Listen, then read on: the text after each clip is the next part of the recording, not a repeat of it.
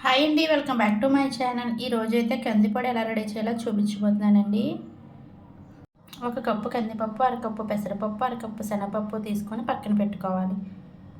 Stove అంటించి కళాయి పెట్టుకొని కళాయి లైట్గా వేడెక్కిన తర్వాత కందిపప్పును వేసి కందిపప్పును వేయించుకోవాలి. హై ఫ్లేమ్ మీద వేపకూడదండి, లో టు మీడియం ఫ్లేమ్ మీద ఇలా వేయించుకోవాలి. ఇలా కందిపప్పు వేగిన తర్వాత వీటిని ఒక ప్లేట్లో తీసుకొని చల్లారనివ్వాలి.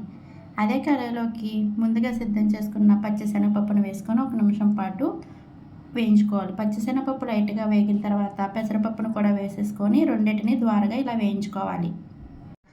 ఇలా ద్వారగా వేగిన తర్వాత ఇందులో 1 స్పూన్ జీలకర్ర, ఒక 8 ఎండుమిరపకాయలు కట్ చేసుకున్నవి వేసుకొని ఎండుమిరపకాయలు అయ్యేంత వరకు వేయించుకోవాలి. ఇలా వేగిన తర్వాత వీటిని ఒక ప్లేట్లోకి తీసుకొని చల్లారనివ్వాలి.